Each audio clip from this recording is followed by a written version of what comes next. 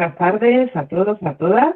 Muchas gracias por asistir con nosotros a esta tarde de webinar. Muchas gracias, Marta, por haber aceptado nuestra invitación y acompañarnos en la tarde de hoy. Como todos sabéis, este webinar se encuentra dentro de los que estamos transmitiendo en el curso Innovaciones en la detección, el diagnóstico y la atención temprana del autismo.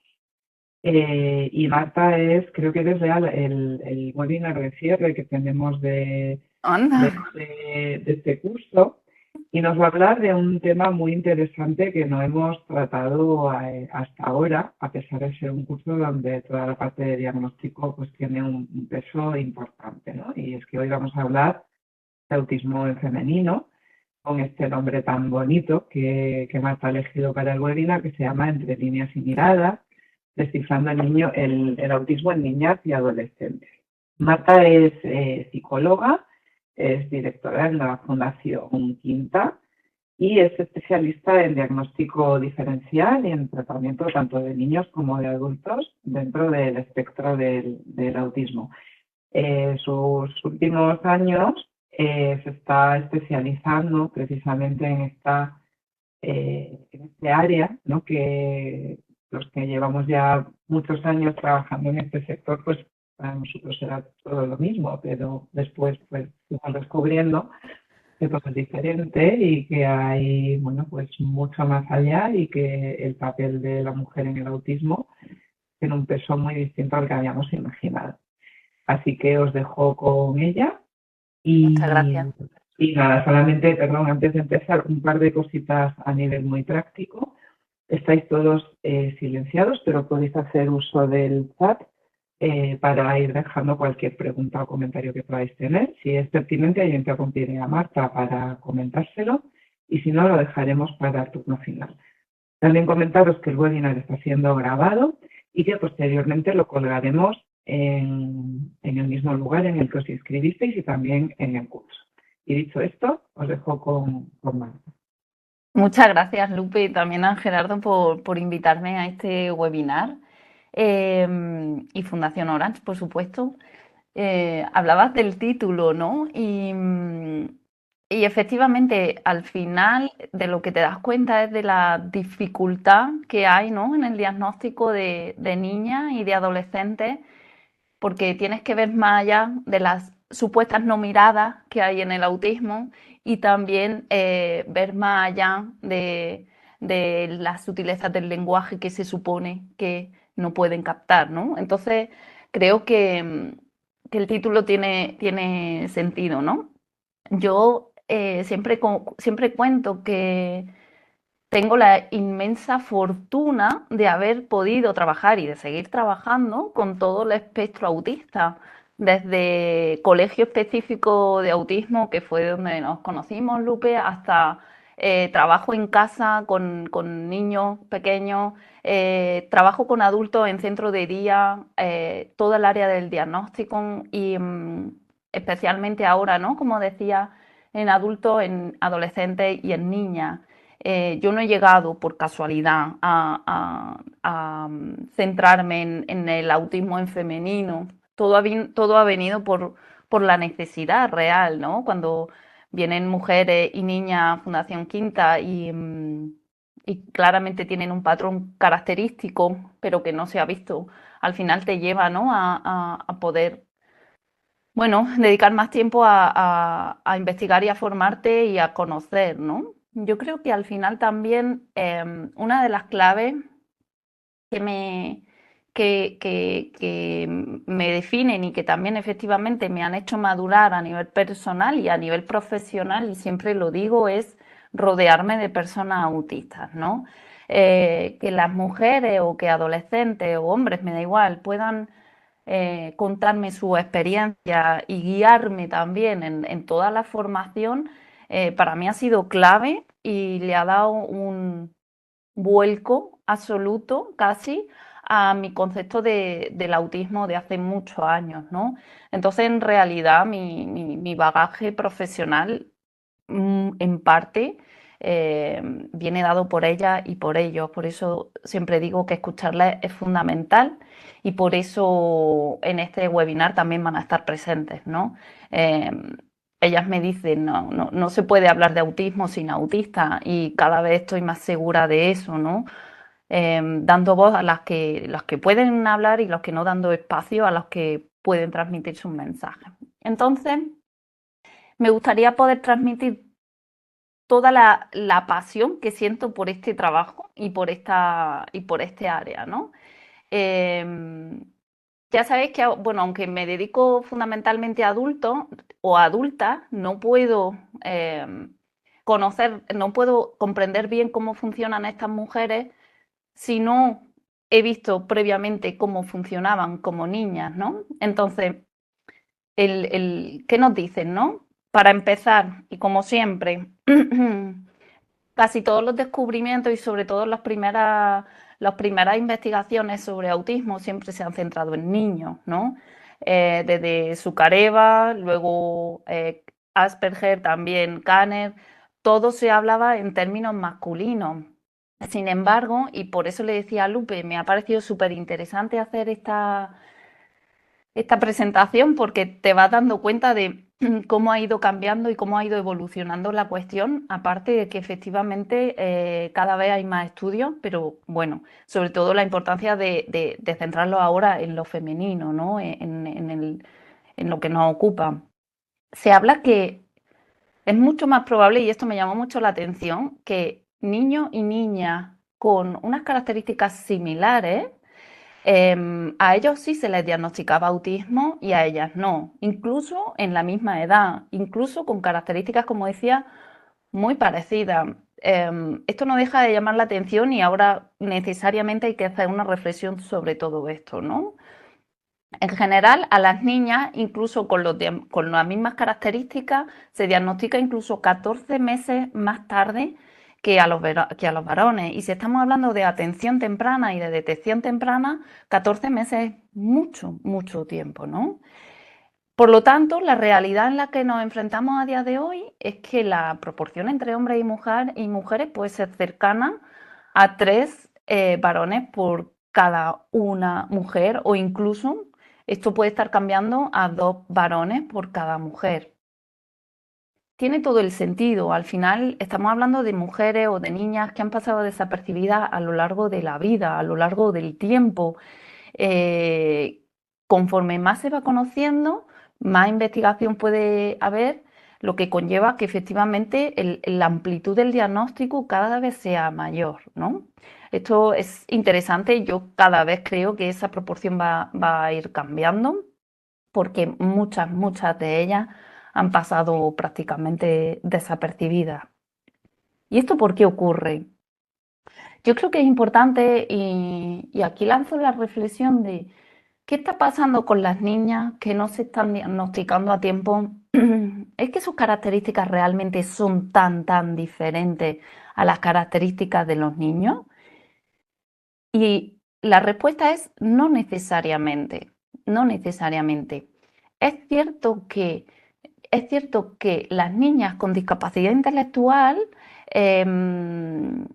se les diagnostica antes que las niñas sin discapacidad intelectual, ¿vale? Pero ¿qué está pasando con las que no tienen discapacidad intelectual? Que al final muchos de los comportamientos que puedan parecer autistas o que son autistas, al final lo que está pasando de base es que le estamos dando unas expectativas o le estamos creando unas expectativas o estamos dándole una explicación desde lo educacional, desde los valores típicos de hombre y mujer. Entonces, claro, si una niña es introvertida porque le cuesta la relación social o porque no sabe relacionarse con sus coetáneos, la percepción que vamos a tener nosotros es, bueno, es que es una niña tímida, ¿no? Y no está mal que las niñas sean tímidas. ¿Por qué? Porque en el fondo es lo que nos han inculcado de alguna manera. Entonces, no estoy tan segura de que las características autistas sean tan distintas entre niñas y niños, sino que la influencia que nos marcan a las mujeres en cuanto a cómo comportarnos, en cuanto a cómo ser, ¿no? Creo que esto está definiendo también parte de lo que se espera de ella, porque como os decía, en los primeros años de vida muchas veces las características entre niños y niñas es exactamente igual o muy parecida. No obstante, como es tan difícil, ¿no? Percibir esas diferencias en edades tempranas, porque realmente casi no hay investigación en este sentido, tenemos que centrarnos en las características un poquito más adelante. Yo siempre digo, ¿no? Y siempre lo digo en mis clases, que el autismo tarde o temprano pita, tarde o temprano pita. Pueden ser a los 5, pueden ser a los 10, pueden ser a los 40 o a los 60, pero las personas, y sobre todo las mujeres y niñas, adolescentes, que se sienten mal y sienten que no encaja, tarde o temprano eso se va a ver. A lo mejor no le llaman autismo y le llaman TOC o le llaman TCA o le llaman cualquier otra comorbilidad o coocurrencia, pero la base en muchas ocasiones es un TEA no diagnosticado, ¿no? Entonces, ¿qué características? Me he centrado un poco en el DSM-5, en el famoso DSM-5 que bueno, se puede interpretar, ¿no? Como todo de varias formas, ¿no? Ya sabéis que se supone que tiene que haber déficit persistente en comunicación social e interacción social para diagnosticar TEA. Que claro, cuando te pones a hablar con ellas te dicen, bueno, ¿quién tiene el déficit? ¿Nosotras hacia vosotros? ¿Vosotros hacia nosotras? Porque qué dificultades encontramos en la relación social mutua, ¿no? Pero bueno, eso es otro apartado. ¿Qué estamos viendo, no? Bueno, pues que sí, que hay una forma de relacionarse de una manera algo, digamos, como particular y peculiar, que muchas veces, como digo, es necesario rascar y rascar para ver esas sutilezas, ¿no? Que sabemos que las niñas autistas pueden tener niveles similares de amistades a las de los niños, ¿no? Pero es cierto que en líneas generales, cuando yo, por ejemplo, hago muchas entrevistas a los padres o en los colegios, te hablan de que hay una cierta tendencia a tener más conflictos de las niñas, ¿no? Muchos más conflictos que los niños. Tiene sentido porque al final, si yo no estoy entendiendo muy bien cómo funciona el comportamiento humano, y las reglas sociales evidentemente no son cuadriculadas, por desgracia, al final, ¿qué ocurre? Pues que efectivamente esos conflictos hablan también, ¿no? Como que hay una mayor deseabilidad por parte de las niñas a socializar. No sé hasta qué punto esto es cierto, o la otra realidad es que por ser mujer ya automáticamente se te atribuyen mayor socialización, mayor tendencia a los cuidados, mayor capacidad emocional, etcétera, etcétera. Entonces, no sé qué parte hay real de que esas características son tan diferentes o lo que nos han inculcado en la sociedad, en el mundo en el que vivimos, heteropatriarcado y bueno, podría seguir horas y horas. Pero bueno, a lo que voy es que realmente hay una tendencia o un deseo más fuerte de tener relaciones sociales, ya digo que la causa no está clara, pero sí que hay esa tendencia a tener más amistades y a estar entre sus pares. También otro de los fenómenos muy típicos que se ha visto, ¿no? Al final es el tema del camuflaje. Incluso niñas muy pequeñas ya camuflan. Hablo de niñas de 4, bueno, 5, 6, 7 años. Ahí ya pueden empezar ciertas herramientas de camuflaje. ¿Cuándo una niña empieza a sentirse distinta, ¿no? Esto es algo que yo pregunto mucho. Y la respuesta es desde bien pequeña. Todas me dicen, yo ya en educación infantil ya sabía que era distinta, ¿no? ¿Qué ha ocurrido desde infantil hasta que finalmente hay un diagnóstico? Pues que se ponen en marcha muchas herramientas de camuflaje para poder entrar en el grupo, imitar los comportamientos, ¿no? Yo tengo una paciente que aparece luego en un vídeo que dice ella, yo soy antropóloga de bar, ¿no? El cómo ir observando los comportamientos para luego adaptarlo a ella a su forma, ¿no? También es cierto que hay un mundo muy rico de fantasía, que esto no ocurre tanto en niños, ¿vale? O por lo menos no se ha visto tan claramente tan claramente en niños, ¿no? Y es cierto que pueden ser más expresivas socialmente y pueden adoptar más gestos sociales, pero se ha visto, ¿no?, según algunas investigaciones, que pueden tener más errores a la hora de registrarlo o a la hora de comprenderlos, ¿no? O al menos más que los chicos. Esto es importante tenerlo en cuenta porque, como veremos más adelante, de cara al diagnóstico y de cara a las herramientas de diagnóstico que tenemos, cuesta mucho codificar todas estas cosas, sobre todo si la niña o la adolescente ha aprendido herramientas sociales. Y esto es una realidad. Yo cuando me encuentro a adultas de 40 años, digo, claro, has estado aquí, estás aquí presente, entre otras cosas, por todas esas herramientas que has tenido que ir poniendo en marcha para básicamente intentar, bueno, pues sentirte perteneciente a un grupo, ¿no? Que al final es lo que buscan muchas personas, claro. Entonces, como comentaba, muchas de las características que se asocian a las niñas pueden ser súper contradictorias unas con otras. Pueden ser niñas que son extremadamente tímidas y pasivas, por lo tanto, bueno, pues que la niña es tímida, no pasa nada. O incluso puede pasar todo lo contrario, puede ser incluso una niña líder, ¿no? Lo pongo un poco más abajo. Esa tendencia a ser líder y esa tendencia a ser directiva con las compañeras de juego muchas veces está relacionado con la rigidez y la inflexibilidad mental. Y todo esto al final conlleva conflictos. Entonces, claro, tenemos como buen espectro, básicamente, niñas especialmente tímidas, que pasan desapercibidas, que además son súper buenas estudiantes, que no dan un ruido, a todo lo contrario, a niñas, pues que bueno, esa tendencia al conflicto está como presente, ¿no?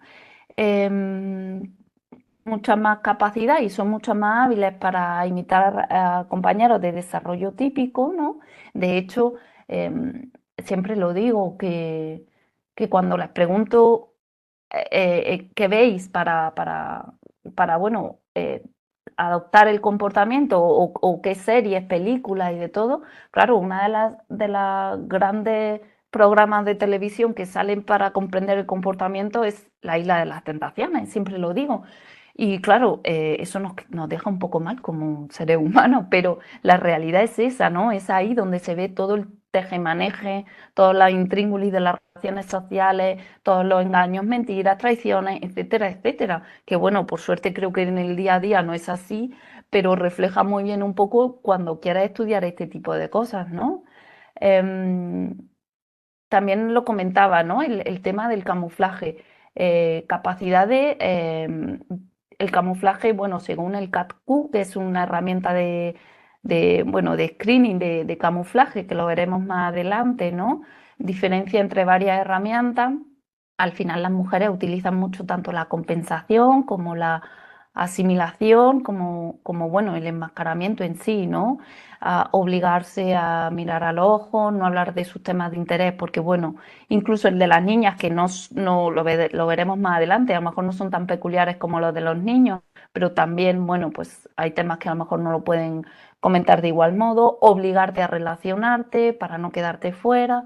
Todo ese tipo de herramientas están súper presentes en el desarrollo del autismo en femenino. Por supuesto que todos camuflamos, pero yo siempre digo que no es tanto que camufle o no camufle, porque al final efectivamente todos lo hacemos, sino que cuánto tienes que camuflar para parecer, digamos, normal, ¿no? Y ahí está la clave, porque a lo mejor yo en una situación como esta tengo que camuflar una cosita así, pequeña, pero claro, las mujeres o las niñas o las adolescentes, claro, tienen que camuflar mucho más la distancia que hay entre su forma de ser y cómo se supone que tiene que ser es mucho mayor. Entonces, claro, esto genera muchísimos problemas relacionados fundamentalmente con la salud mental que veremos más adelante, ¿no?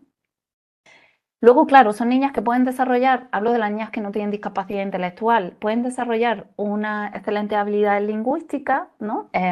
Y es así, es así. Pero sí, ¿no? Comentaba ahí, si se analiza con detenimiento, pueden ser niñas que hablen mucho, que parece social, pero en el fondo todo gira en torno a ella. O a lo mejor a veces demasiado eh, formal o estructurada, ¿no? Yo he visto en diagnóstico niñas que tienen un uso del lenguaje adecuado, pero muy pautado. Por ejemplo, ¿cuántos años tiene? 5, pero voy a cumplir 6. Y si al rato le vuelvo a preguntar cuántos años tiene, su respuesta es exactamente la misma. 5, pero voy a cumplir 6. Entonces, esa forma, ¿no? Como un poquito más pautada o más estructurada, sí que se ve. Pero claro, como decía, puede pasar totalmente desapercibida. El hecho de hablar mucho sobre sí misma es muy común también. De hecho, muchas de ellas ya adultas me dicen, a la hora de hablar sobre la empatía, me dicen, la gente me dice que no escucho los problemas de los demás porque para yo poder comprender qué le pasa a alguien y ponerme en su lugar necesito que me haya ocurrido a mí. Entonces mi manera de transmitir que la estoy comprendiendo y que la estoy entendiendo es contar mi situación. Pero esto la otra persona, la persona neurotípica, no lo experimenta así. Lo experimenta como ya quiere hablar de sí misma, ya está contándome otra vez su vida. Entonces, como comentaba, ¿no? Aquí hay un problema de reciprocidad en la comunicación que, que bueno, hace que, pues, digamos que la bola se vaya haciendo un poquito más grande entre neurotípicos y autistas, ¿no? Luego, otro de los temas súper interesantes que a mí me gusta mucho es el relacionado con los patrones repetitivos y restringidos. Ya sabéis que otra de las características en el DSM-5 es toda el área de rigidez y de inflexibilidad mental, ¿no? Bueno, básicamente para dedicarme al mundo del diagnóstico he tenido que hacer masterclass de todo, desde Pokémon a manga, a anime, a mm, videojuegos de todo tipo, caballos, etcétera, etcétera, etcétera, porque al final necesito em, conocer de sus temas de interés. De hecho, cuando viene la familia a diagnóstico, una de las primeras preguntas que hago, si no las primeras y la segunda, es qué le gusta, porque de cara al diagnóstico necesito prepararme bien cuáles son sus temas de interés para poder conectar a partir de ahí, ¿no? Entonces, ¿qué se ha visto un poco? Pues que los intereses de las niñas pueden ser menos, digamos, peculiares que los intereses de los niños. Por lo tanto, todavía con más razón pueden pasar desapercibidas, ¿vale? Por ejemplo, aquí he hecho una lista de los temas típicos, ¿no? Que estamos hablando de anime, lectura, dibujo, animales. No me preguntáis por qué, especialmente caballos y gatos. Todo lo relacionado con la naturaleza, peluches, personajes de libros, programas de televisión, el tema del cine también, la música también. Pero claro, ¿qué diferencia? También lo cuenta una compañera después, ¿no? ¿Qué diferencia mis gustos de sus gustos, ¿no? Básicamente la intensidad, ¿no? Ahí lo pone, ¿no? La intensidad con que viven y disfrutan esos temas de interés posiblemente no sea el mío, porque yo no voy a entrar a la profundidad de cada uno de estos temas, ¿no? De hecho, es muy gracioso porque cuando hablas con ellas te dicen, es que los neurotípicos no tenéis intereses, no tenéis, no sabéis vivir, ¿no? Los intereses como los vivimos nosotros o nosotras, claro, y efectivamente es que eso está muy, muy presente. Sí que se ha visto que hay como menos comportamientos repetitivos que en niños autistas y existe una inflexibilidad cognitiva importante que puede pasar desapercibida o minimizarse como parte de su personalidad, ¿no? Lo típico es que es muy cabezona, es muy cuadriculada, siempre quiere hacerlo todo de la misma manera, pero aún así no se percibe como algo, bueno, como algo posible a mirar, sino simplemente como forma de su personalidad. Entonces, bueno, estas cosas tampoco ayudan mucho para el diagnóstico, ¿no? Síntomas que tienen que estar presentes en el periodo de desarrollo temprano, pero claro, como comento ahí, ¿no? Como comenta el APA, puede no manifestarse totalmente hasta que, bueno, esas capacidades o la demanda social sea tan grande que excedan sus capacidades, ¿no? O puedan estar enmascaradas por estrategias aprendidas en fases posteriores de la vida. Claro, esto es interesante tenerlo en cuenta porque primero los niños y las niñas crecen y segundo, es verdad que la detección temprana en niños es mucho más temprana, pero también diría que cada vez veo casos de niños con un diagnóstico un poco más tardío. Pero ¿qué ocurre en las niñas? Que si muchas de las características salen a la luz cuando las demandas sociales aumentan, claro, eso se considera desarrollo temprano. Una adolescente, una niña adolescente se considera un desarrollo temprano, pues es que es cuando las demandas sociales han incrementado mucho. Esto es súper frecuente, ¿no? En Fundación Quinta a lo mejor no vienen muchas niñas de 2, de 3 y de 4 años, pero niñas de 10, de 11 y de 12, mm, sí. ¿Por qué? Pues porque efectivamente ya ya hemos dejado de jugar, ya hemos dejado el mundo de fantasía, ahora los temas versan todo en conversar, conversar, conversar, y llega un punto en el que, bueno, mis temas de interés, que pueden ser Harry Potter, pueden ser Star Wars, ya pasan como a un segundo plano y a nadie más por lo visto le interesa, los temas son otros, y ahí es cuando empieza una forma de camuflaje como muy bestia, en la que puedes o no sentirte incluida. Pero la realidad es que ahí es donde, en esa etapa ESO, de primaria a la ESO, yo creo que es uno de los momentos más difíciles, ¿no?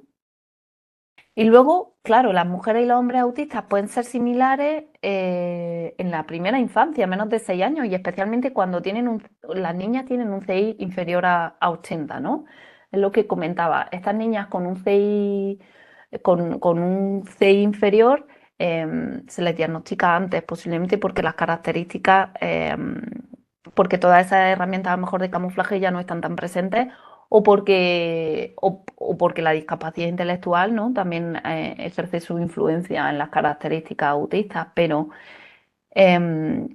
si no existían, ¿no? O parece que no existen tantas diferencias de sexo o género en los primeros signos del autismo, ¿por qué en las niñas se les diagnostica más tarde, ¿no? Hablamos de temas, bueno, pues las comorbilidades, que las veremos más adelante, la cultura, factores socioeconómicos, podrían estar influyendo. Y no me he metido aquí porque no me, no quiero excederme, ¿no? Tampoco por el tiempo, pero no he querido entrar en la interseccionalidad que implica todo esto. Quiero decir, estamos hablando de niñas posiblemente europea o de Norteamérica, con factores socioeconómicos más o menos adecuados a la vida que tenemos, básicamente. Pero poco se sabe de otras razas, poco se sabe de otra influencia económica más baja, menos se sabe todavía sobre el género no binario, que también es importante tenerlo en cuenta que hay muy pocos estudios sobre ello, ¿no? Entonces, claro, todo esto que estoy contando es como desde nuestra perspectiva, pero ¿qué hay más allá, no? Yo creo que eso es súper interesante que se siga investigando y que se tenga muy en cuenta. Os voy a dejar por aquí el vídeo para que lo veamos entre todos o todas, el vídeo de Irene Ceza. Irene Ceza es una mujer autista que tiene una niña y un niño autista. Y bueno, estuvimos haciendo una pequeña entrevista y conversando un poco sobre su hija y las diferencias que ella ve entre Carmen y Ángel. Yo creo que se oye, voy a ponerlo, Lupe, y me dice algo.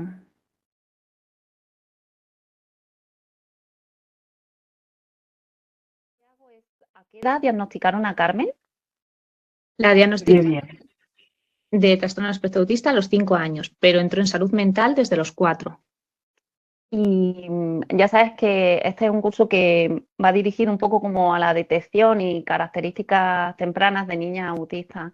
Mi pregunta es, ¿qué cositas veías en Carmen que te llamaran la atención y que fueran, digamos, como peculiares o particulares en ella? Pues de muy pequeña, a partir del año y medio, un poquito más, una cosa que nos llamaba muchísimo la atención era la manera que la frustración le llevaba a estar un fuera de sí. Y, por ejemplo, cuando ya empezó a ir al cole, ¿tú notabas que su manera de relacionarse era distinta? Pues mira, de pequeñita en la etapa de infantil, a la guardería no se adaptó. Pero bueno, como entre medias yo me quedé embarazada de su hermano, tuve una excedencia y demás, pues la saqué de la guardería, porque no había adaptación. En el cole, en la etapa de infantil, era bastante peculiar que Carmen continuamente se escapaba de su clase, desaparecía. Los baños eran baños compartidos, ¿no? Entre clases, entonces por los baños corría y aparecía en otra clase y esto. ¿Y su lenguaje? ¿Cómo era el lenguaje? Perdona, Irene, ¿cómo era el lenguaje de Carmen? Justo iba a eso, pues ella no tenía dificultades a nivel, digamos, ¿cómo se dice esto? Que tenía un lenguaje amplio y rico. El problema era cómo lo utilizaba, ¿no? Tenía dificultades, pues que, por ejemplo, no había reciprocidad en su lenguaje. Cuando ella hablaba de sus intereses, de sus cosas, y ahí hablaba, pues podía hablar muchísimo, pero no había reciprocidad. Después no sostenía realmente la mirada. Tenía dificultades pues en cuanto, pues eso, obviamente las bromas, el sarcasmo, todo eso no lo entendía, no lo entiende. Las frases hechas. Lo que te decía también, ¿no? De la comunicación cuando comunicaban algo a todo el mundo, pues era como con ella no iba, tenía que ser de manera explícita dirigido a ella. Tenía también, tenía dislalias, es verdad que al principio de pequeñita tenía bastantes dislalias. Al estructurar las frases muchas veces intentaba contar cosas, pero es como si contara ramas del árbol, pero que no, o sea, o cachitos de cosas, pero que no lo enlazaba. Entero, no narraba, ¿no? Todo. Contaba como así cosas, ¿no? Más cositas. En cuanto al lenguaje, pues, por ejemplo,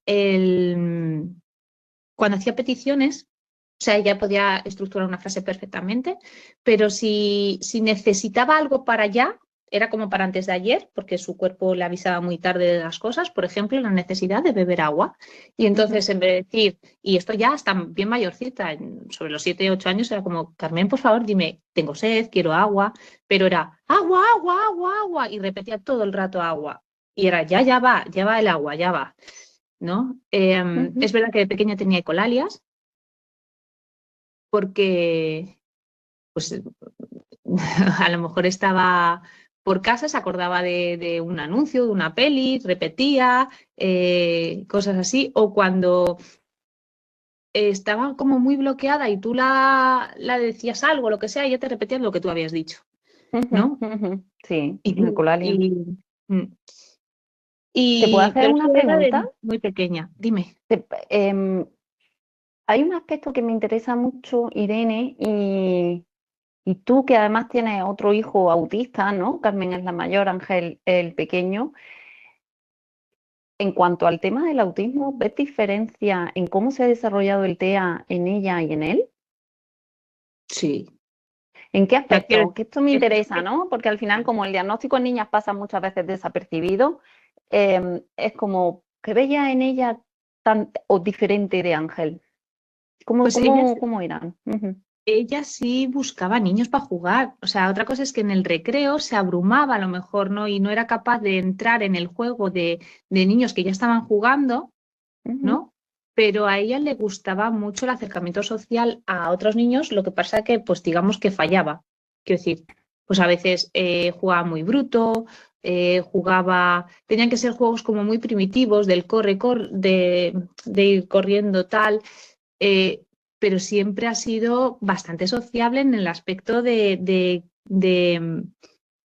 bueno, pues de habla por los codos realmente, aunque sea en base a sus intereses, pero ella le gusta ¿Y te suena hablar que los conmigo. intereses de Carmen fueran como más, digamos, normales que lo que suelen ser los intereses de los niños autistas?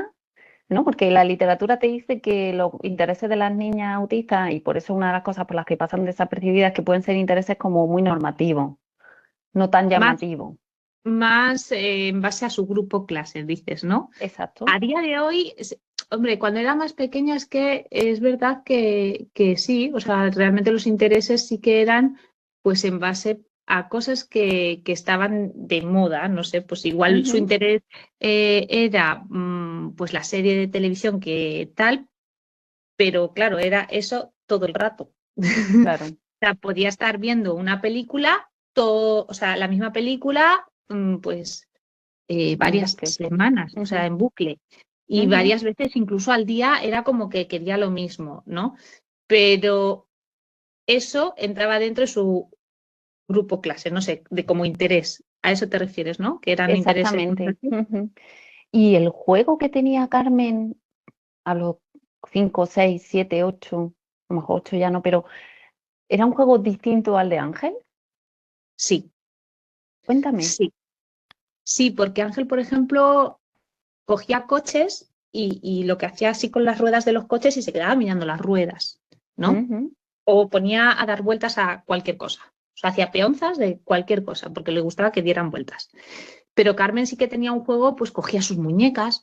Es verdad que, claro, tú lo observas bien y ves que realmente todas las muñecas están en fila, pero ella era como que le daba clase a las muñecas, ¿no? O sea, ujú. representaba con los Playmobil o con las cosas, se liaba a jugar y se entretenía mucho y tú después lo observas desde ahora, desde el conocimiento, dices, representaba escenas, o sea, ella cogía y te ponía todos los muñequitos de Playmobil colocados como si estuvieran en clase, pero claro, parecía que estaba jugando con los muñecos. Realmente lo Ujú, que hacía era representar, representaba así, pues a lo mejor los ponía en filitas, los ponía tal, y representaba pues un poco lo que puede ser una dinámica de cole, sobre todo ¿no? En lo que ella vivía, pues lo representaba así como profesora. y Eh, agregaba como un extra de imaginación en ese punto, ¿recuerdas? Yo creo que sí, yo creo Ujú. que sí. Yo sí, porque ella hablaba, o sea, ella sí, tenía un juego como más correcto, que llamaba menos la atención. Ujú, entiendo, entiendo, claro. Vale, A vale. lo mejor si le pones con otras muchas niñas, pues ya ahí ves diferencias, ¿no? Porque jugaba en paralelo. Es decir, Ujú, ella podía jugar con más niñas alrededor, pero ella estaba en su escena. Ella no se metía en la escena de otro, ujú. pero las veías Otra, jugar juntas. claro, otra de las cuestiones que hablan las investigaciones es em, que las niñas autistas tienden o a ser muy líderes por el tema de la rigidez, que todo sea como ella quiere, o la niña típica introvertida, tímida, que pasa desapercibida, etcétera, etcétera. ¿Y cómo Carmen era es líder. Carmen? Líder. O sea, Carmen de introvertida, no, no. De hecho, claro, ella es muy participativa en juegos cuando es a su manera.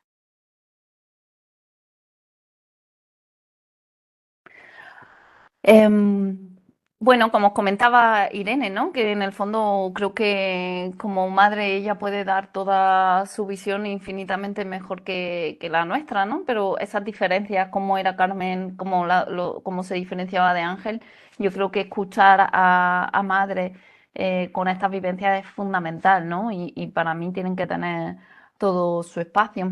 Entonces, ¿qué pasa con el diagnóstico? Y avanza un poco.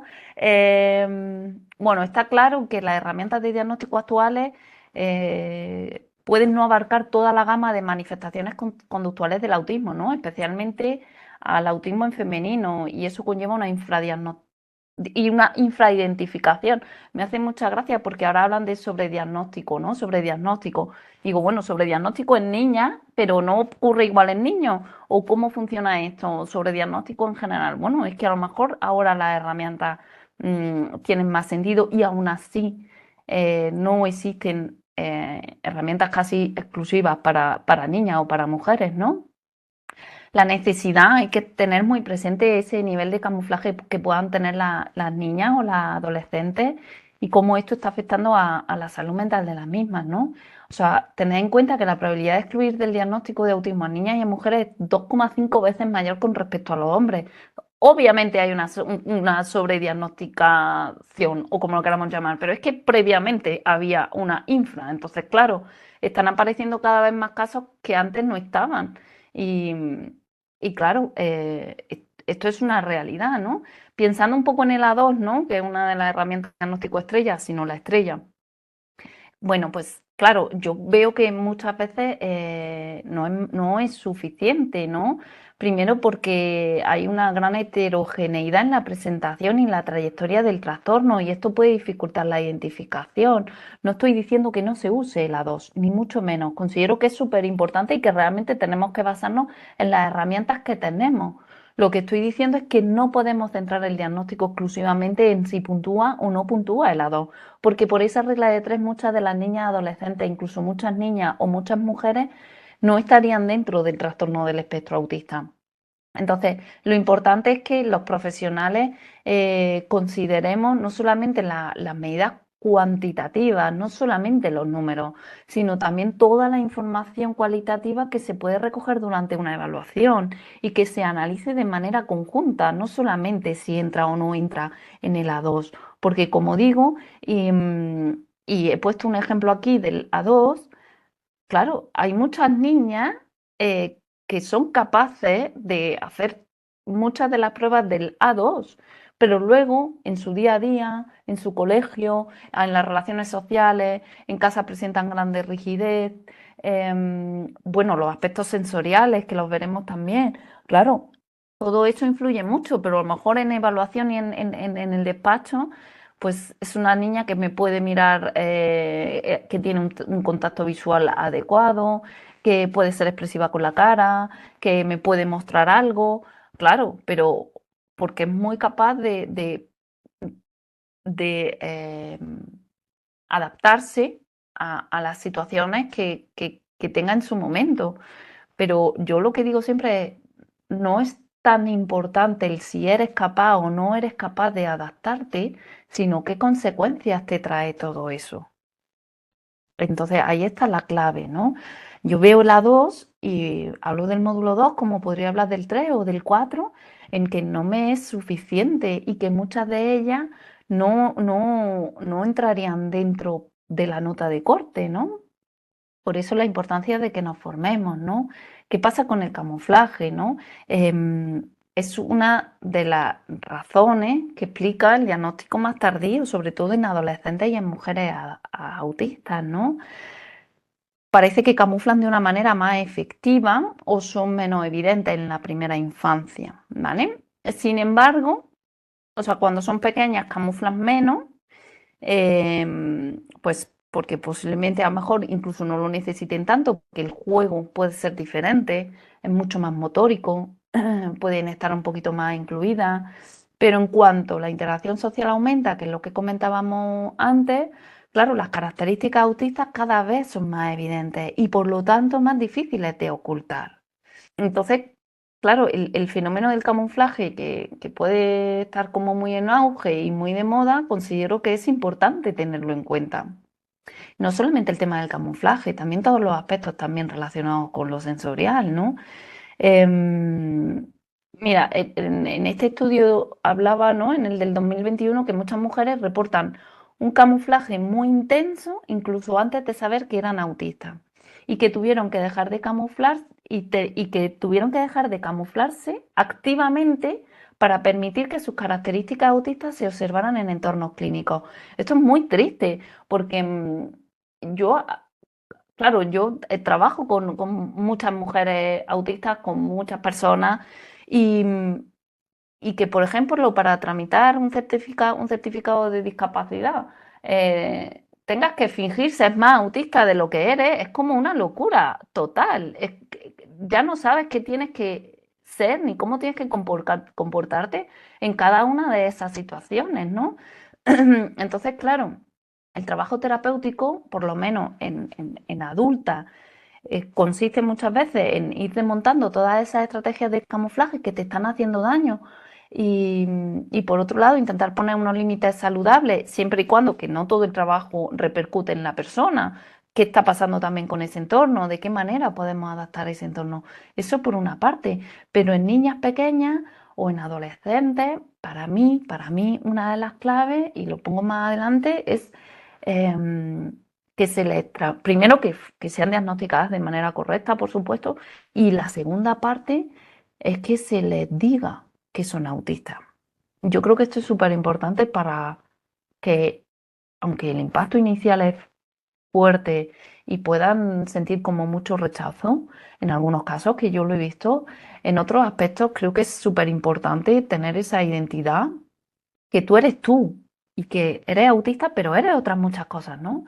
Pero al final también el poder sentir que puedes ser tú puede ayudar a evitar ciertas situaciones relacionadas con acoso escolar, abuso sexual, etcétera, etcétera, ¿no? Y yo siempre digo que por suerte el mundo cada vez es más friki, cada vez hay mucha más diferencia entre nosotros y, y referentes autistas cada vez hay más. Entonces, claro, a una niña de 12 años, si podemos tener un referente autista para ella, famosa, actriz, cantante, me da igual qué, bueno, a lo mejor le allanamos un poquito el camino en el que se puede sentir inmersa porque, Dios mío, soy autista. Y claro, como todavía también tenemos el concepto del autismo, de Kanner prácticamente, pues claro, esa niña no se siente para nada identificada con el autismo del compañero. Entonces creo que este apartado en el que desmontar un poquito el camuflaje y buscar la propia identidad autista, pero también la propia identidad de la niña, de cuáles son tus gustos, cuáles son tus aficiones, qué es lo que te apetece y qué es lo que no. Eso puede ayudar mucho, ¿no? A día de hoy, una de las... Dime.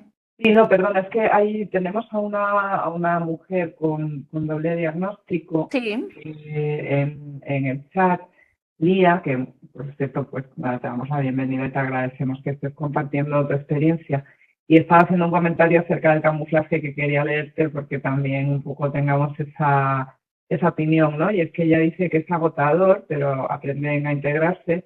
Sobre todo, dice, si hay asociada una alta capacidad, ¿no? Que eso te exacto. permite pues, conversar mejor. Pero también dice que existe el camuflaje de la alta capacidad, ¿no? Que te hace pensar pues, que es una labor doblemente compleja para poder estar un poco pues, en esa media que te haga pues, sentirte a lo mejor más integrada o mejorar esa aceptación por parte de los demás. Lía, entiendo que es eso lo que nos comenta. Interesante, luego lo comenta también una compañera autista de doble excepcionalidad y efectivamente no deja de ser curioso como el camuflaje al final te lleva, el camuflaje autista y el camuflaje de las altas capacidades te lleva a un fracaso escolar.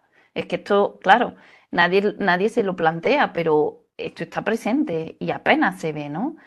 Gracias, Lía, por tu comentario, estoy totalmente de acuerdo y efectivamente es agotador, ¿no? Lo que ellas me transmiten es soy incapaz de poder hacer nada más en el día, si tengo que ir a trabajar o tengo que ir al instituto o etcétera, etcétera. Sobre todo cuanto más mayor es, más agotador es porque eres más consciente también, ¿no? Como os decía, la herramienta CatQ, que la tenéis disponible en internet, es una herramienta que mide el nivel de camuflaje y que está en inglés, ¿no? Y está pendiente de validación aquí en España. A mí esta imagen me encanta porque creo que refleja muy bien, ¿no? la realidad a la que se enfrentan, ¿no? Estas mujeres autistas.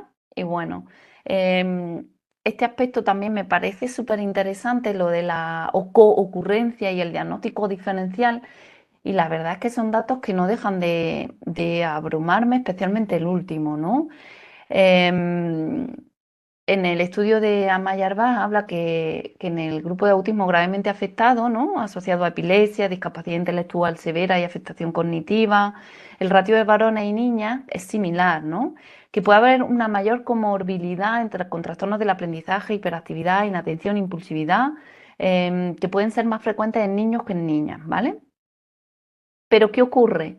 Que estamos hablando en edades tempranas, pero conforme avanzamos, lo que se está viendo es que en la educación secundaria hay una mayor comorbilidad emocional en el género femenino, ¿no? Cuando comienza a identificarse el autismo subyacente en las mujeres. ¿Qué está pasando aquí? Os puedo decir que prácticamente el 95% de las mujeres que vienen a diagnóstico previamente han tenido un diagnóstico previo. No solamente las mujeres adultas, sino también las adolescentes. Y esto lo enlazo un poco con el último apartado que dice, se estima que entre el 20 y el 30% de las mujeres que reciben tratamiento para la anorexia nerviosa son autistas. Y en la mayoría de casos el autismo no se diagnostica hasta varios años después del trastorno, ¿no? Esto es súper interesante porque no es infrecuente que me encuentre en diagnóstico niñas adolescentes con un TCA y, y viendo el origen, el TCA no se manifiesta igual en niñas autistas que en niñas que no son autistas, porque no hay tanta distorsión de la imagen corporal, sino que está más relacionado con la necesidad de control y con la rigidez. Ojo, porque esto es importante tenerlo como muy en cuenta, al igual que evidentemente en general las personas autistas de todos los géneros presentan tasas significativamente más altas de trastornos de salud mental, pero especialmente en mujeres y, ojo, mayor riesgo de muerte por suicidio. Y esto es otro de los temas que apenas se habla y que es importante, sobre todo pienso en las adolescentes, donde el momento es muchísimo más delicado, ¿no? Entonces, creo que esto no es ninguna tontería y hay que prestarle bastante atención. ¿Cuáles son los riesgos de ese infradiagnóstico? Pues todo esto, desde, pues todo en realidad, ¿no? Desde, estamos hablando ese sobreesfuerzo mental de la que estábamos hablando para estar dentro del grupo normativo, adaptación social, camuflaje, que sabiendo que no lo consigo, es muy probable que me lleve a un aislamiento si no estás tu amiga, tu mejor amiga, porque tienen esa tendencia a tener una única amiga a tope, ya está, ¿no? Si esta amiga no está o esta amiga me da de lado, tiendo al aislamiento. ¿Qué pasa? Que lo siguiente es que yo no quiero ir al colegio, me da ansiedad anticipatoria pensar en el colegio, en los cumpleaños, en los eventos sociales, más riesgo de acoso escolar, evidentemente. Esto puede conllevar a diagnósticos inadecuados, que conllevan errores en la intervención, porque si yo no diagnostico de manera adecuada, la intervención no va a ser la adecuada, y mayor riesgo de comorbilidad psiquiátrica, depresión, ansiedad. O sea, al final es como un círculo. Y lo he dibujado así aposta, porque es una realidad. Entras como en un círculo en el que es muy difícil salir de ahí. ¿Qué dicen ellas? ¿No? Hemos hablado con Irene, que es una madre. ¿Qué dicen las mujeres autistas? Por lo menos con las que yo he podido conversar en este ratito de entrevista.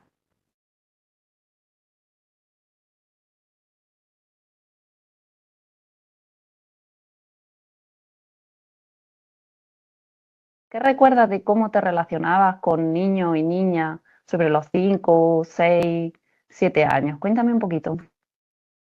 Pues a ver, lo que recuerdo, mi contexto también es relevante porque yo vivía en un pueblo pequeño, entonces me relacionaba mucho con niños y niñas por mi madre, es decir, por las cosas a las que mi madre me obligaba a ir. Eventos, no sé, cumpleaños también, pero era un poco mi madre la parte, mi manager social, digamos. Porque por mí, desde luego, por mi interés no era. Yo tenía, y creo que esto es muy típico en niñas autistas, tenía una amiga que para mí era la amiga. Entonces, pues yo hacía todo con mi amiga, si mi amiga no iba a tal sitio, pues yo tampoco quería ir. Entonces, digamos que centraba toda mi atención en esta persona, que bueno, luego resultó no ser tan amiga. Spoiler. Pero bueno, esto también es un testimonio bastante común en niñas, mujeres autistas, por lo que he podido escuchar.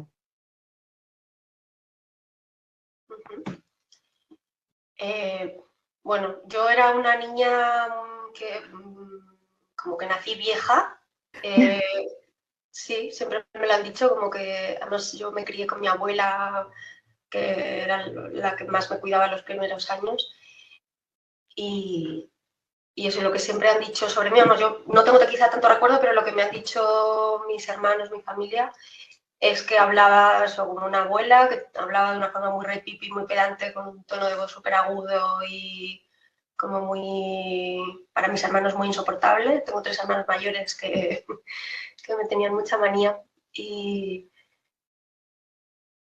sí, como que eso, sí, como una niña que era como casi como una abuela en cuerpo de niña, como que la forma de Me hablar, interesa, todo, ¿no? Muy claro, responsable desde muy pequeña.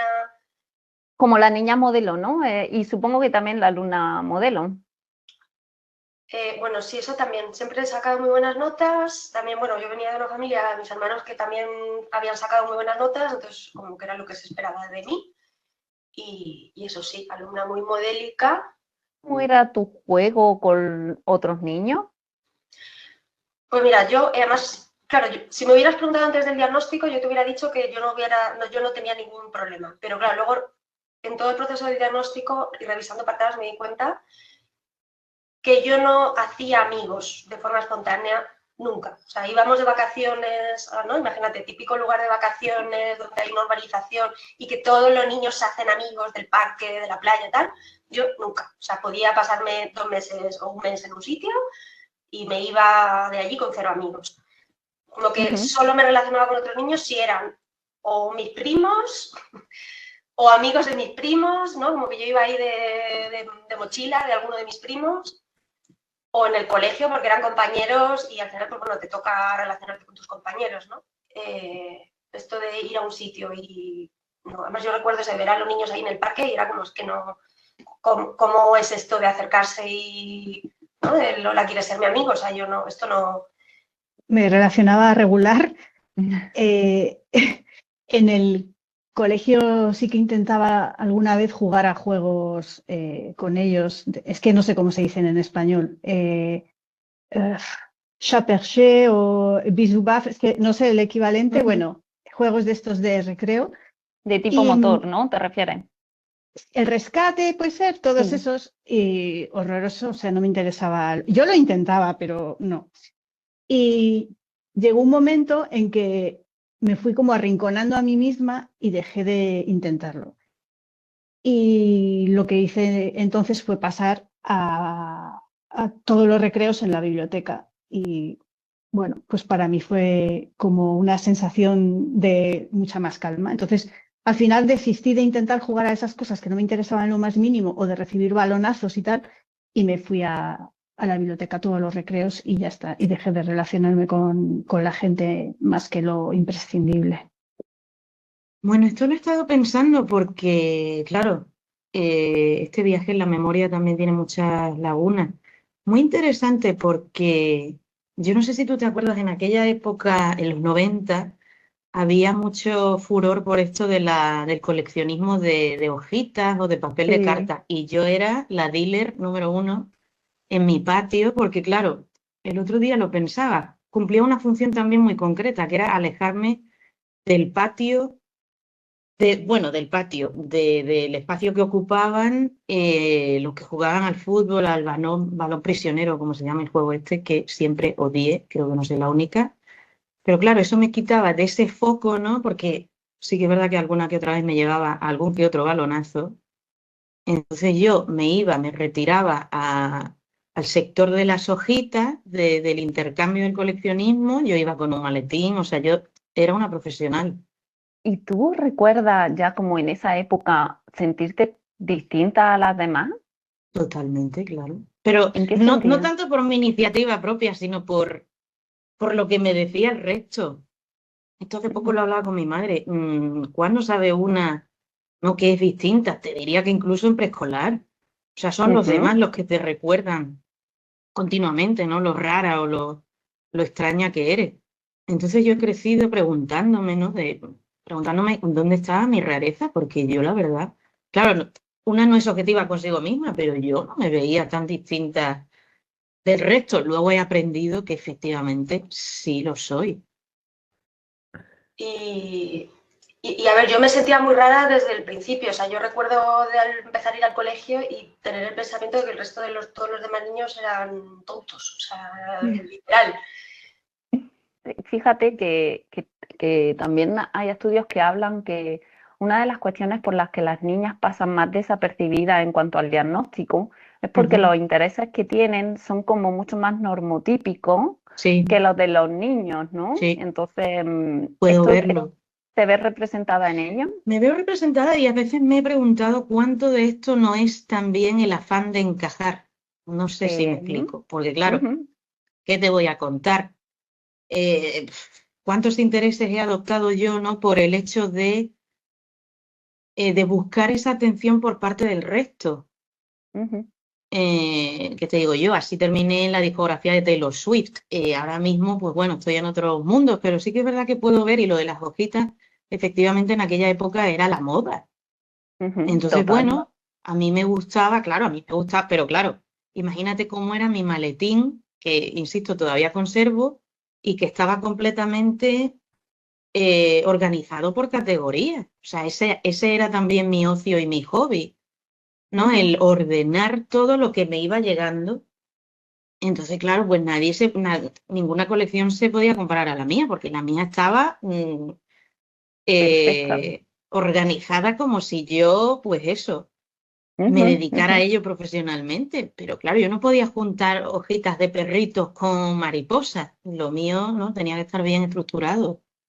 Me daba Ujú. paz. No, veían que era rara y ya está. Y decían, uy, esta que es rara. Y de hecho me gustaba, yo en la vida he jugado con muñecas, ni es verdad que siempre he jugado a construcciones y de hecho me gustaban tonterías como alinear lápices de colores, que eso me sigue encantando. O sea, me encanta ver todo ahí, todos los colores bien puestos. O sea, yo me compraba las cajas de rotuladores Carioca, esos que venían un montón, pero para mirarlos, más que para... A ver, también los usaba, pero lo que me gustaba era mirarlos, me gustaba verlos todos bien puestos, bien colocados, me encantaba eso. Bueno, pues nadie lo veía como algo raro. Lo veían estrafalario, pero no lo veían como algo preocupante. No lo sé. Sí, luego siempre me ha gustado mucho dibujar y desde muy pequeñita dibujaba muchísimo. Pero igual, viendo ahora los dibujos a posteriori me doy cuenta que los dibujos que yo hacía, por ejemplo, me gustaban mucho los perros. Pues dibujaba razas de perros. Y tú ves los dibujos y parece un catálogo de razas de perros. O sea, todos además en la misma posición, ¿no? O sea, y como con las características como muy bien marcadas, ¿no? Casi parece eso, como una taxonomía, ¿no? de razas. Y luego planos de casas también. Dibujaba de forma obsesiva planos de casas. Cada vez que iba a una casa o un edificio o un lugar nuevo, luego dibujaba el plano cuando llegaba a mi casa y tenía Ujú. cuadernos y cuadernos de planos. ¿Qué más? Bueno, yo me relacionaba en general mucho mejor con adultos que con niños, obviamente, y una cosa que sí que era bastante significativa era que yo con los adultos podía tener unas conversaciones súper profundas y filosóficas, que siempre la gente se quedaba bastante alucinada, y pues que solía dejar bastante mal a mi madre, en el sentido que, claro, como no tenía ningún filtro, contaba de todo. Todo. Todo. Y claro, por ejemplo, hay una anécdota ¿no? de un verano que estuvimos en un camping, me hice amiga de una señora y yo le conté todos los secretos de mi madre, que luego mi madre, la pobre, estaba con una vergüenza de, bueno, a ver qué has contado, ¿no? El tema de la mirada también. En mi caso, yo, por ejemplo, no me ha pasado tanto el evitar la mirada, sino que al revés, yo lo que era como que me quedaba con la mirada muy fija. Y mi madre lo que me decía era, o sea, la manera en que ella llamaba esto, decía como que yo ya estaba, me decía, Lucía, ya estás haciendo la ficha. ¿No? Era como que yo me quedaba mirando a la persona y era como que la estaba escaneando, analizando y claro, mi madre me decía, no hagas eso, que le haces a la gente sentirse Incómoda, claro. cómoda, ¿no? Porque, Con claro, el tema del aspecto sensorial, ¿no? Que también como que tiene una importancia muy relevante, sobre todo también en el ámbito escolar. ¿Recuerdas cosas peculiares a nivel sensorial de pequeña? Cuando era muy, muy pequeña, sí que recuerdo estar todo el día dando vueltas. Ujú. Pero eso entiendo que lo hacen muchos niños, quizá no es importante, pero sí recuerdo que está todo el día dando vueltas, de esto que te mareas, parecía un derviche todo el día, taca, taca, taca. Y luego ya en el colegio, como era un colegio pequeño, tampoco había un nivel muy grande de ruidos y como yo me pasaba ya en un momento dado los recreos escondida por ahí, pues no lo recuerdo en ese aspecto especialmente molesto, no como en el trabajo que parecen niños todos del ruido que arman.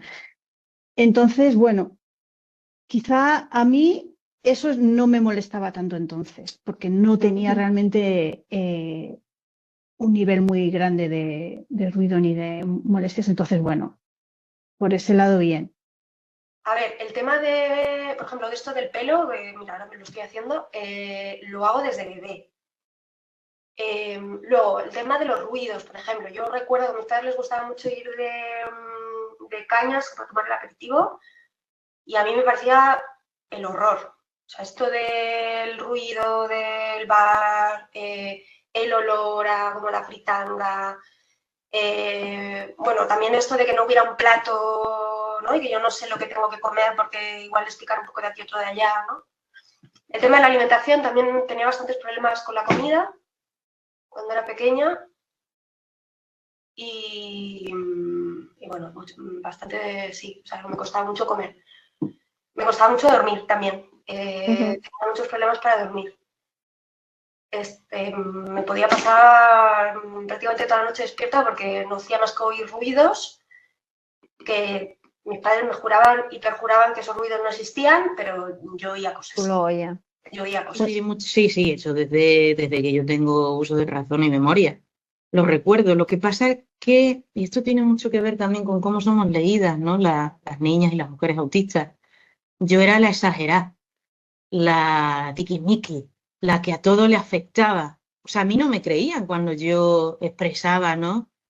Recuerdo sobre todo temas de texturas y tejidos con la ropa, ¿no? Que en aquella época a lo mejor era mi madre la que organizaba más ese asunto y era como, o las toallas. Había texturas que no soportaba. Y claro, mi madre era como, se mostraba un poco incrédula de cómo va a poder ser, ¿no? ¿Cómo te va a molestar eso? O las etiquetas, que esto también es muy típico, ¿no? Es como, Dios, me rasca esto.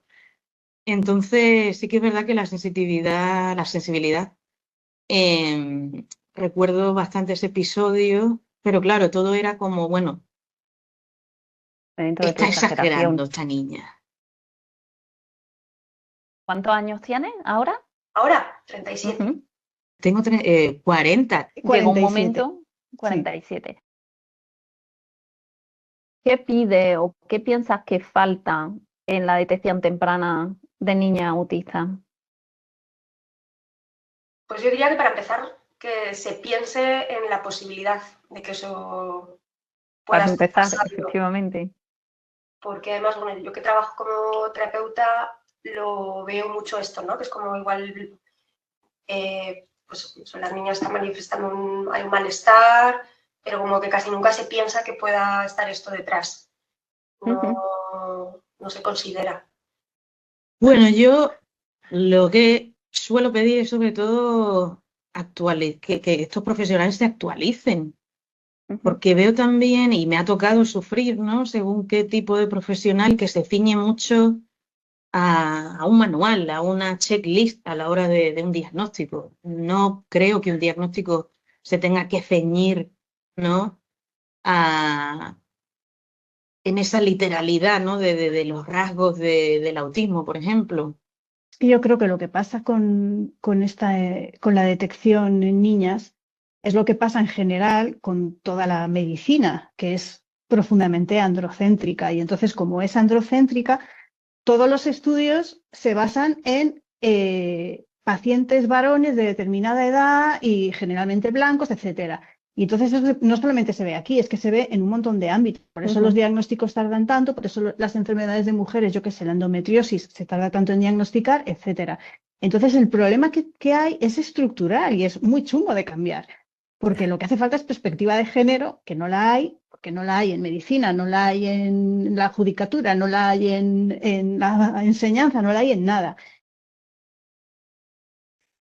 Bueno, yo creo que, por supuesto, dar las gracias a mis tres compañeras, a Ángeles, a Lucía y a Eva por el esfuerzo que han hecho, ¿no? Al concederme esta entrevista. Entiendo que lo es, soy consciente de ello. Y pero me parece de lo más ilustrativo, mucho más de lo que yo puedo decir, ¿no?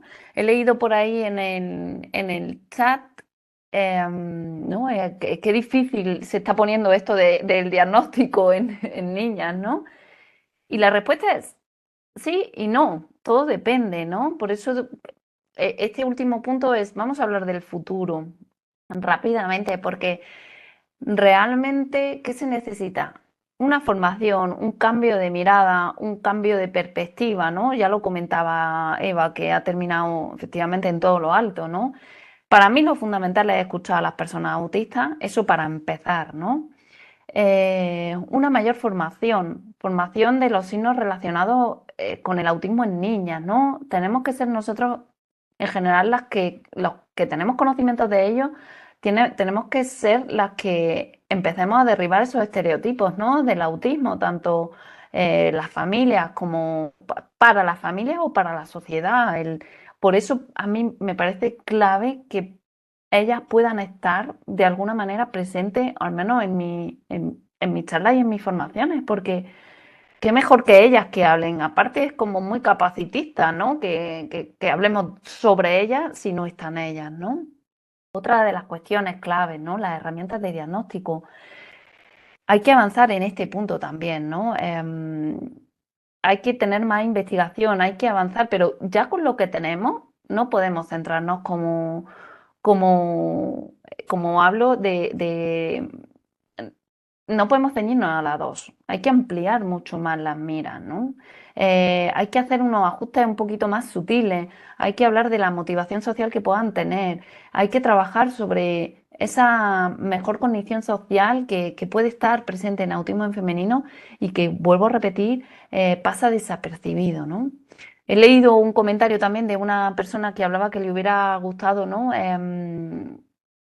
Que le hubiera gustado tener una pequeña grabación de una niña, ¿vale? Estoy totalmente en contra de grabar a menores, así que realmente es una cosa que no lo voy a hacer, ¿no? Porque me da un poco de reparo. Pero Irene habla mucho, ¿no? También desde la parte de su hija.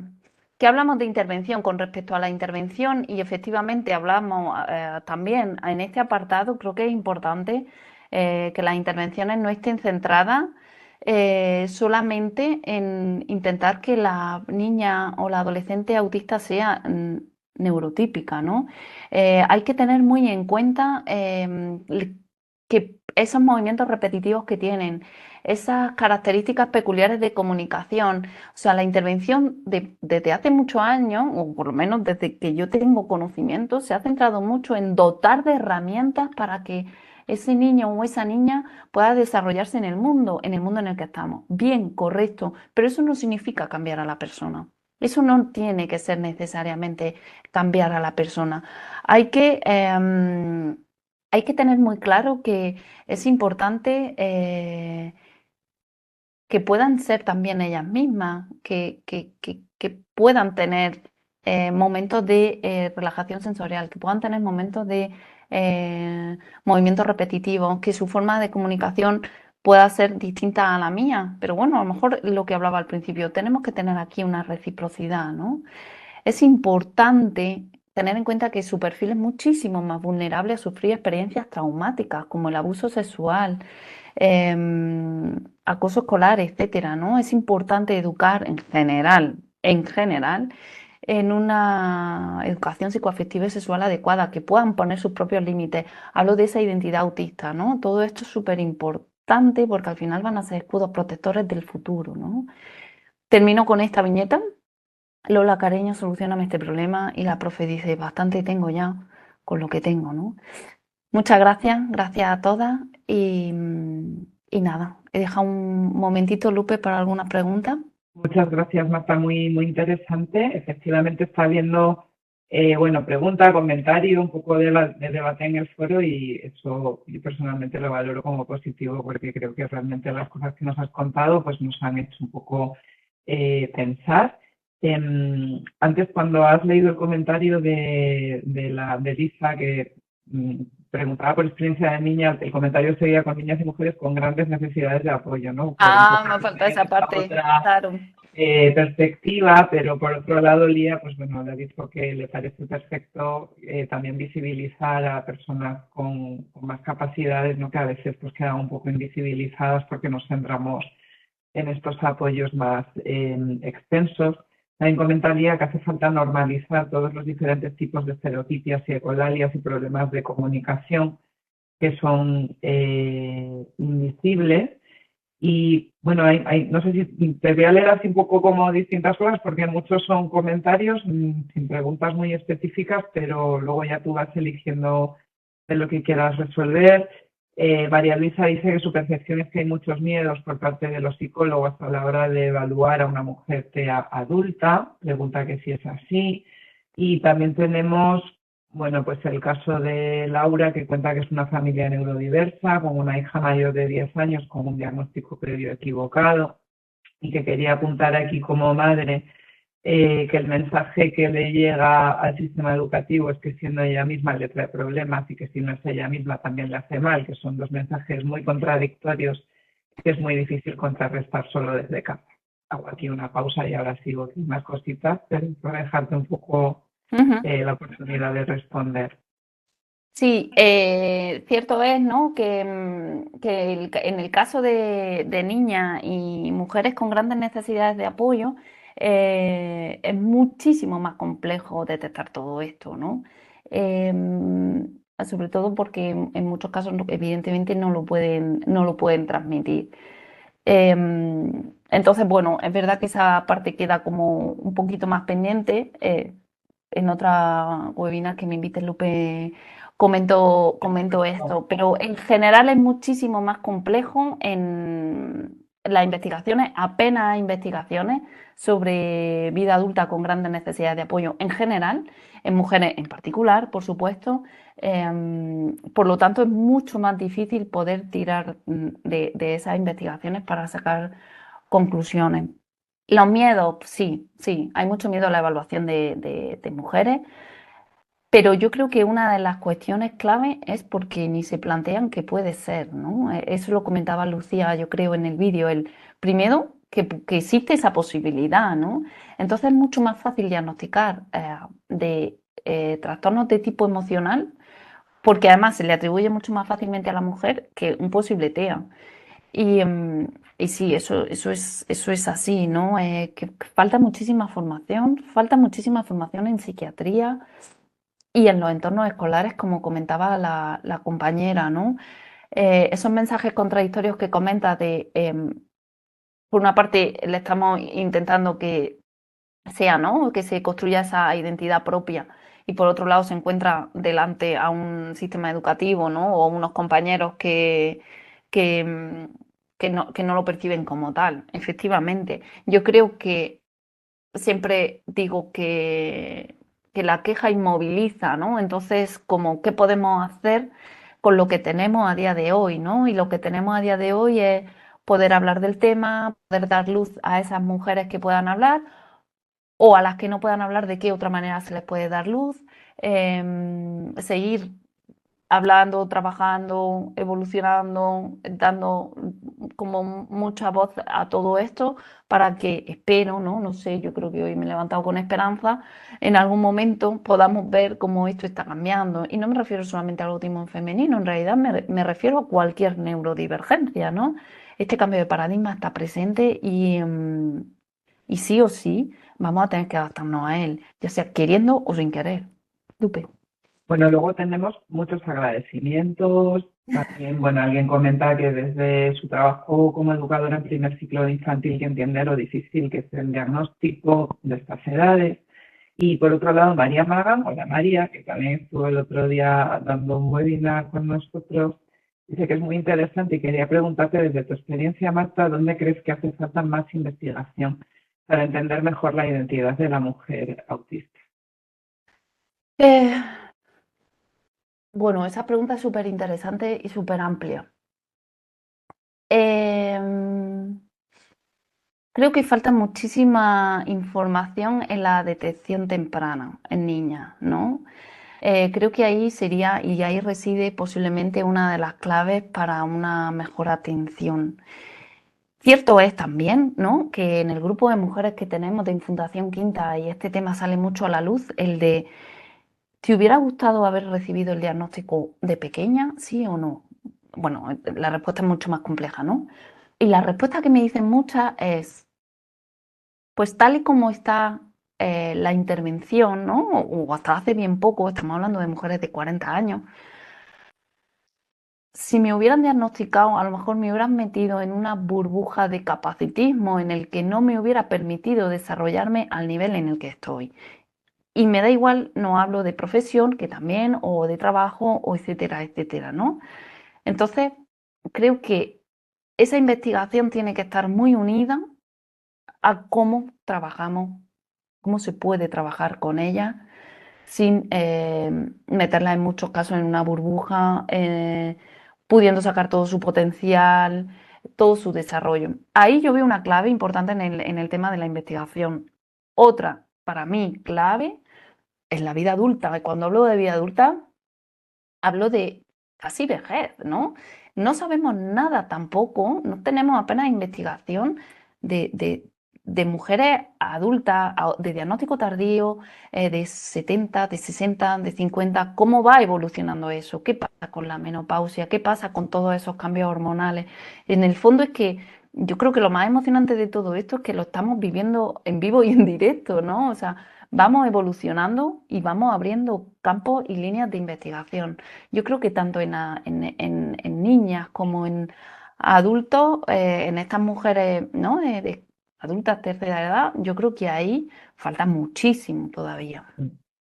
Totalmente de acuerdo. Es un camino recién inaugurado que hay que recorrer y aprender muchísimas cosas.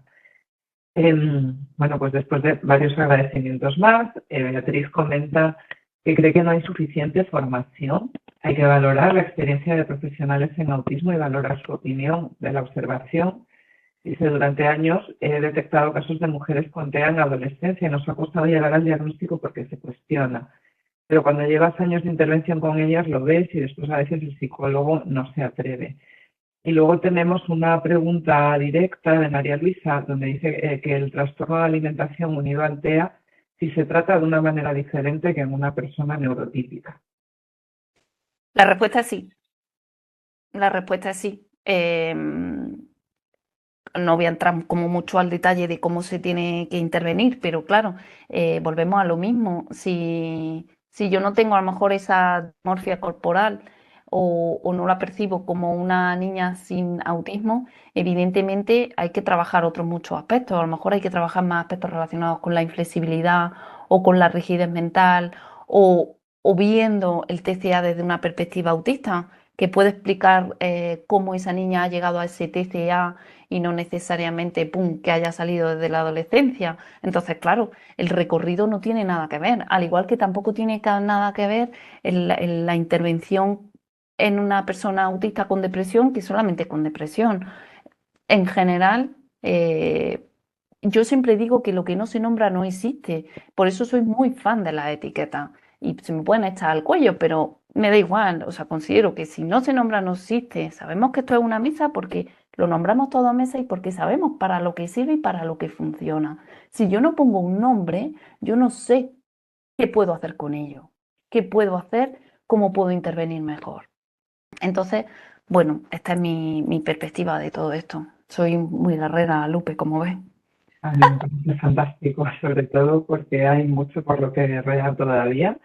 Digo que sí. Y bueno, pues Marta, muchísimas gracias por todo. Con esta pregunta cerramos el webinar. Estoy segura de que ha gustado mucho a los asistentes porque así lo están expresando. Recordaros a todos que ha quedado grabado. He puesto un par de ocasiones en el chat el lugar donde lo compartiremos en 2 o 3 días como mucho. Y bueno, pues agradecerte que hayas compartido con nosotros y por supuesto estás invitada a una segunda parte cuando quieras, la programamos y vamos, yo la primera para escucharte. Muchas gracias, Lupe. Gracias a todos. Gracias a todos, hasta pronto. Chao.